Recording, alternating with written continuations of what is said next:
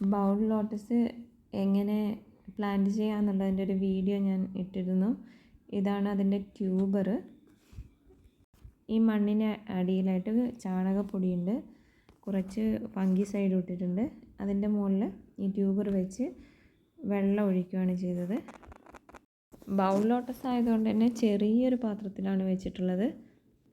ഇവിടെ ഞാൻ ഒരു പരന്ന ചെറിയ ബേസിനാണ് എടുത്തത്.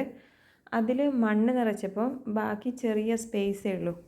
അതുകൊണ്ട് തന്നെ 2 ദിവസമൊക്കെ വെള്ളം നമ്മൾ നോക്കിയിട്ടില്ലെങ്കിൽ അത് ഡ്രൈ ആയി പോകാനുള്ള ചാൻസ് ഉണ്ട്. അതുകൊണ്ടുള്ള പ്രോബ്ലം എന്താണെന്ന് വെച്ചാൽ ഫിഷിനെ ഇട്ട് കഴിഞ്ഞാൽ പെട്ടെന്ന് തന്നെ അത് ഡ്രൈ ആയി ചത്തു പോകാനുള്ള ചാൻസും കൂടുതലാണ്. അതുകൊണ്ട് സൊല്യൂഷനായിട്ട് ഞാൻ വലിയൊരു ബേസിൻ്റെ അകത്തേക്ക് ഈ ചെറുത് ഇറക്കി വെക്കുകയാണ് ചെയ്തത്.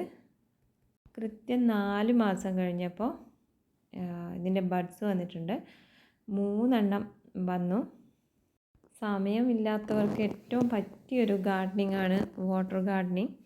നിത്യേന വെള്ളം ഒഴിച്ച് കൊടുക്കേണ്ട, പരിപാലിക്കേണ്ട.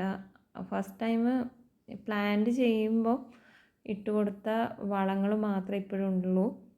ഒരു കാര്യം ശ്രദ്ധിച്ചാൽ മതി, നല്ല വെയിൽ, ഡയറക്റ്റ് സൺലൈറ്റ് കിട്ടുന്ന സ്ഥലത്ത് ഇതിനെ പ്ലേസ് ചെയ്യണം. ഇതിൻ്റെ മുട്ടുകൾ വരുമ്പോഴത്തേനും നമുക്ക് ഭയങ്കര ആഹ്ലാദമാണ്, കാണാൻ നല്ല സുന്ദരിയാണ്. മഴയായതുകൊണ്ട് ചെറിയൊരു പ്രശ്നം, ഇതിൻ്റെ തണ്ട് ചാഞ്ഞു പോയിരിക്കുകയാണ്. അപ്പോൾ അതിനൊരു സപ്പോർട്ട് കൊടുത്തു. മൊട്ട് വന്ന് കുറച്ചേറെ ദിവസങ്ങൾ കഴിയുമ്പോഴാണ് വിരിഞ്ഞ് കിട്ടുന്നത്.